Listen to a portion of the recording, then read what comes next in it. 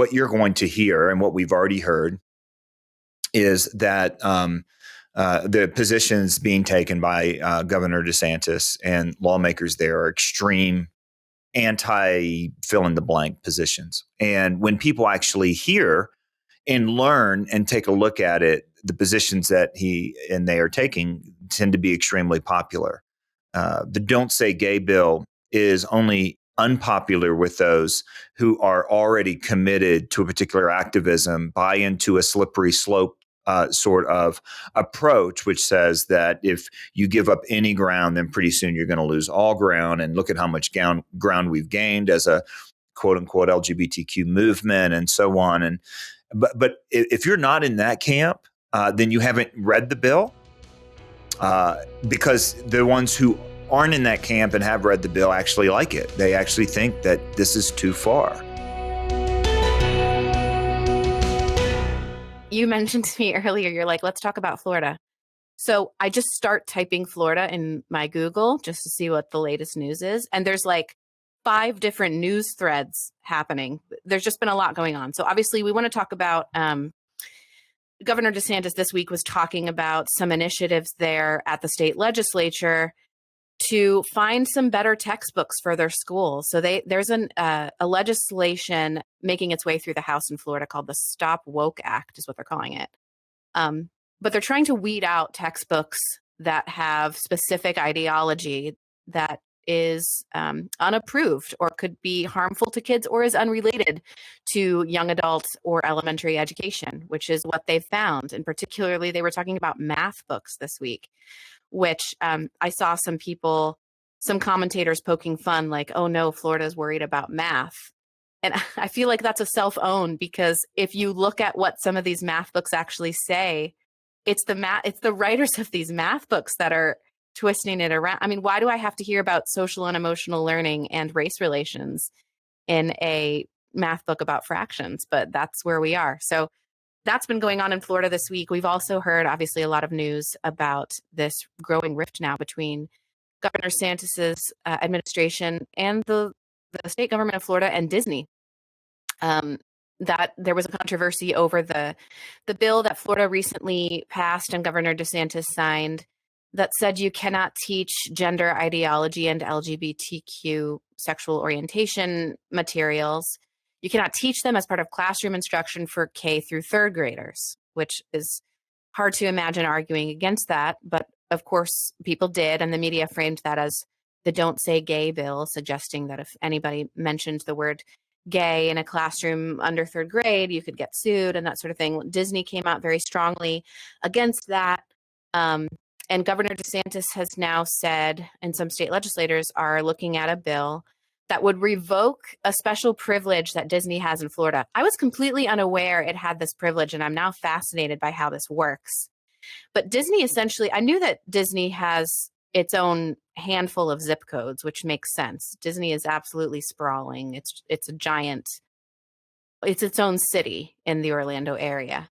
But the government has given them the authority to basically govern itself. So they have their own police and law enforcement.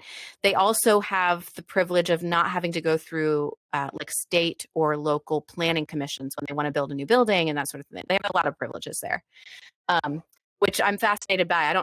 I've never heard of something like that before, but now the state is threatening to revoke that privilege.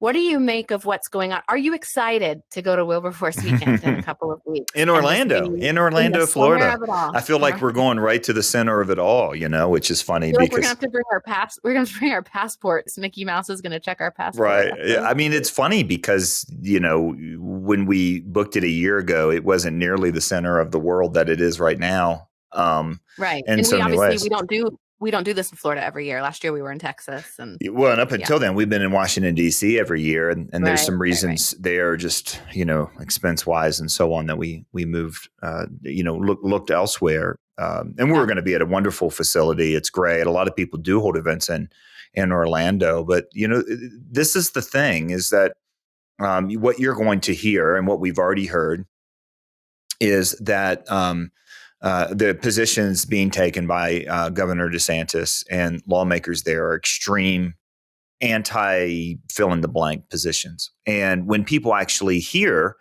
and learn and take a look at it, the positions that he and they are taking tend to be extremely popular. The Don't Say Gay bill is only unpopular with those who are already committed to a particular activism, buy into a slippery slope sort of approach, which says that if you give up any ground, then pretty soon you're going to lose all ground. And look at how much ground we've gained as a quote unquote LGBTQ movement and so on. And but if you're not in that camp, then you haven't read the bill, because the ones who aren't in that camp and have read the bill actually like it. They actually think that this is too far.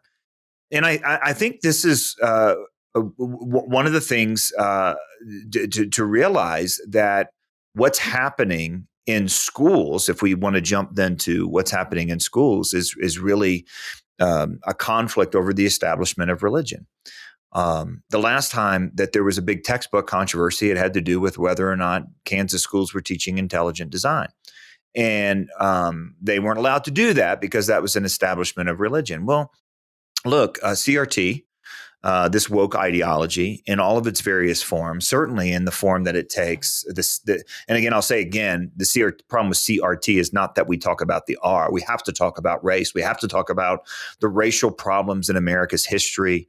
I am absolutely all on board of being really honest about the fact that we're not a perfect nation, because there's incredibly important lessons to learn in that. But when you put the C and the T on the the front and the back end of the R, then all of a sudden you're not teaching particularly about race. You're teaching about anthropology, and you're teaching about soteriology, and you're even teaching about harmatology, which is the doctrine of sin. And you're teaching about eschatology in terms of where history is headed. In other words, this is a framework that from top to bottom teaches a new view of what it means to be human, a new view of who's a sinner and what it means to be a sinner, who has hope, who doesn't have hope, who's savable, who's not savable, and where history is going. This is an establishment of religion, and that's why this culture war is not, as we often say, and it's pretty clear, the aggressors here are not DeSantis and the Florida legislature.